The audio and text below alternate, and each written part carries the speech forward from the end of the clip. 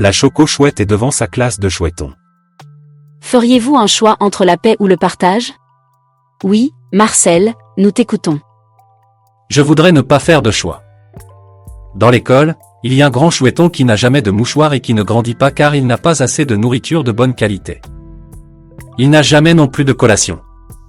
Je n'ai pas envie de me priver de ma collation pour le lui donner, ni de lui partager mon mouchoir, mais je n'ai pas non plus envie d'être en conflit avec lui, ni d'aller vers lui parce qu'il n'est pas propre et affamé. Ta réponse et ton expérience sont intéressantes, mon petit Marcel. La choco-chouette apprend à ses chouettons qu'il n'y a pas de paix sans partage, ni innocuité ni compassion. Sans partage, il ne peut pas avoir de justes relations qui conduisent à la paix. Devant l'urgence du partage qui est la seule solution pour la paix, la choco-chouette décide de faire un conseil de classe.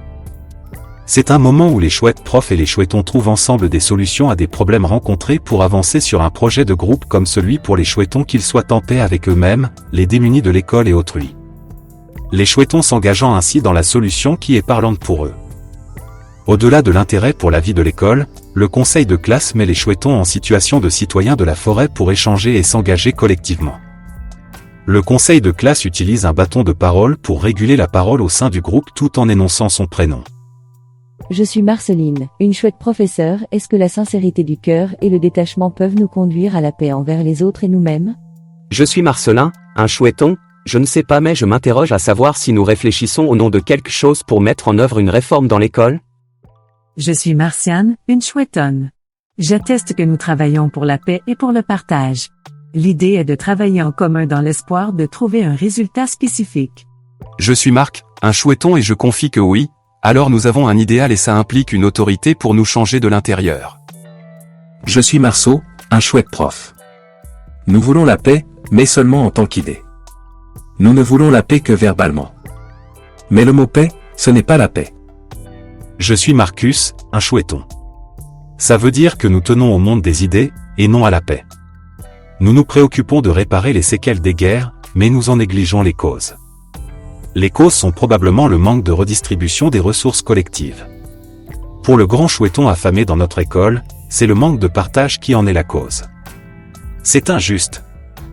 Je suis Marceline, une chouette professeure. Je fais savoir que nous pouvons prier pour lui, mais bien souvent nous nous contentons aussi de prier pour la paix et de brandir des drapeaux aux couleurs de l'arc-en-ciel, mais il y aura toujours des pauvres et des guerres.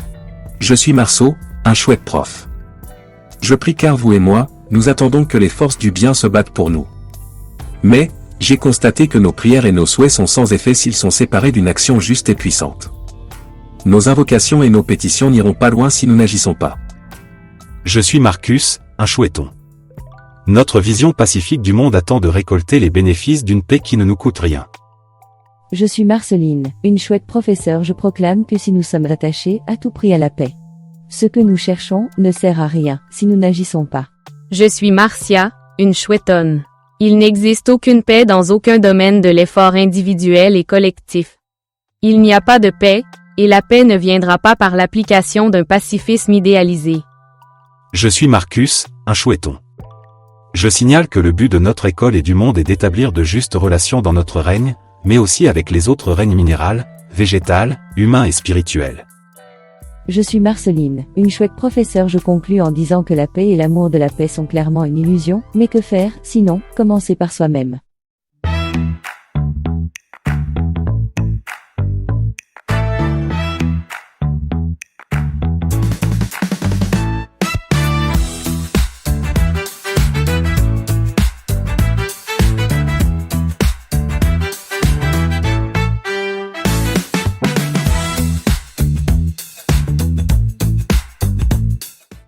Notre but est-il de présenter nos excuses quand nous avons dérangé ou blessé quelqu'un?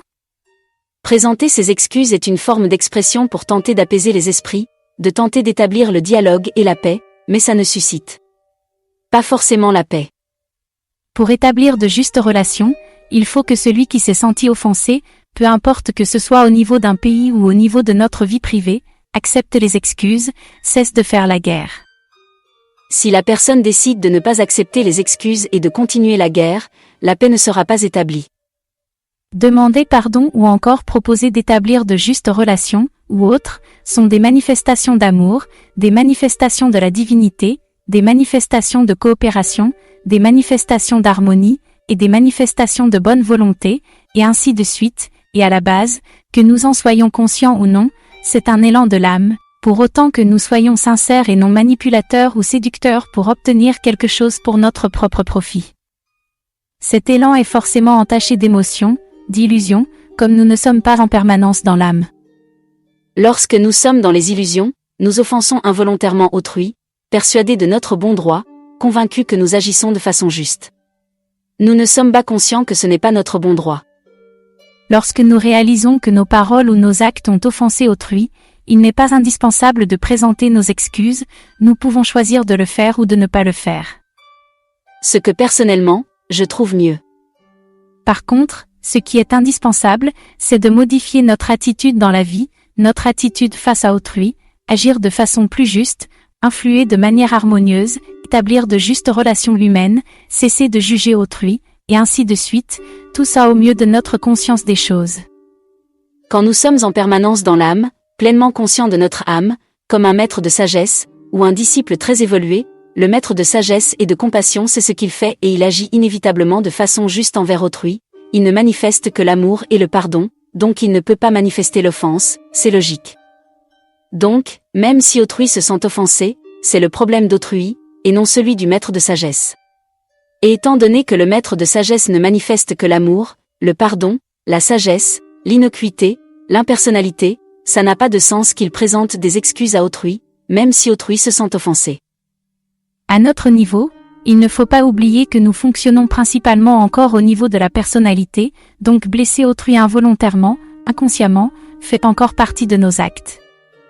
Ce n'est pas de choisir de présenter à autrui nos excuses ou de ne pas les présenter qui est important, qui est indispensable. Ce qui est nécessaire, c'est de modifier notre attitude envers nos semblables, notre comportement envers la vie, dès lors que nous avons pris conscience de notre illusion. Le bonheur et la paix viendront quand il y aura de justes relations humaines. La paix et la guerre ne sont pas à l'opposé l'un de l'autre. La paix et le changement, la paix et le mouvement sont les vrais opposés. La guerre n'est qu'un aspect du changement. Les origines sont intensément implantées dans la matière. La paix dont nous discutons et à laquelle nous aspirons ordinairement est une paix matérielle qui est reliée à la personnalité, qu'il s'agisse de notre personnalité ou de celle de l'humanité dans son ensemble.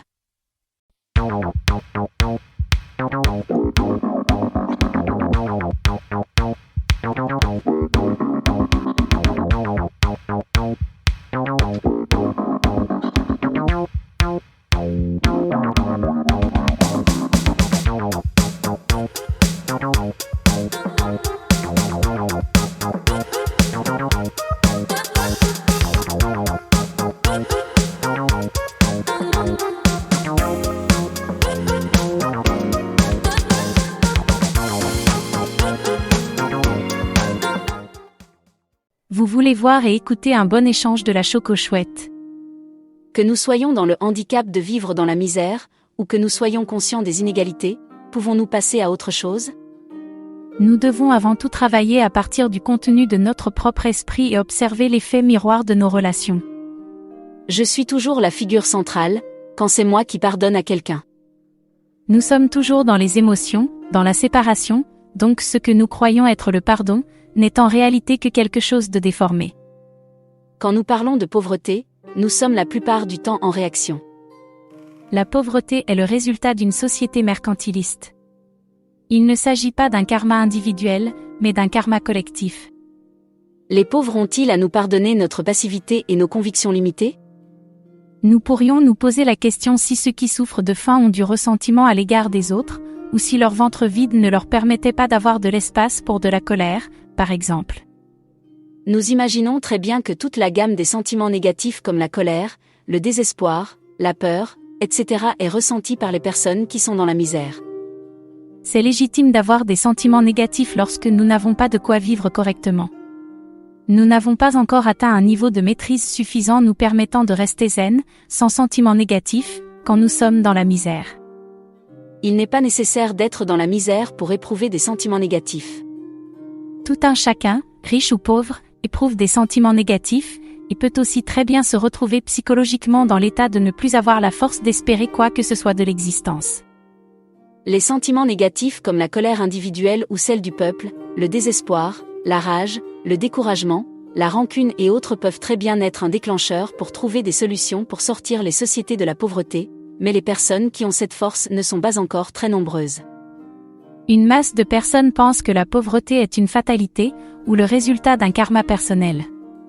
Il est nécessaire de bouger en tant que groupe d'humains. Comment ne pas leur en vouloir de cette ignorance du karma collectif ? Cette ignorance n'est pas due à un manque de savoir, mais à un manque de connaissance de soi. La voix du peuple doit de plus en plus faire connaître les besoins primordiaux de notre temps, paix, tolérance, pardon des injustices tassées, coopération et partage au profit de tous. À un moment donné, nous allons prendre la décision de pardonner ou de ne pas pardonner ce qui vient de l'intellectuel et des émotions. Et qui dit émotion, dit dualité, dit séparation, dit incomplétude. L'âme, elle, ne décide pas, elle ne décide pas par exemple de pardonner ou de ne pas pardonner, d'aimer ou de ne pas l'aimer. Elle est au-delà du niveau des décisions mentales, au-delà du niveau de la dualité, et ainsi de suite, puisque sa nature est unité totale, pardon total, amour total, connaissance totale, et autres globalités. N'oublions pas non plus que nous parlons du partage qui sauvera le monde et qu'il ne s'agit pas de nous, comme étant un individu séparé.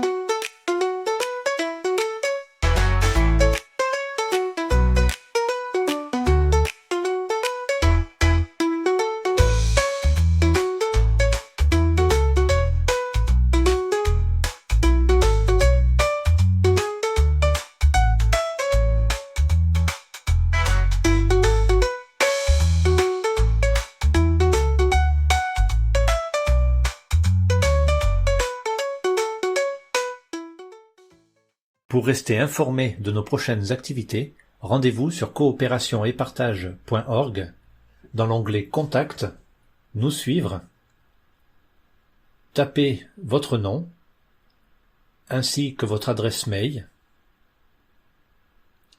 et cliquez sur le bouton Envoyer.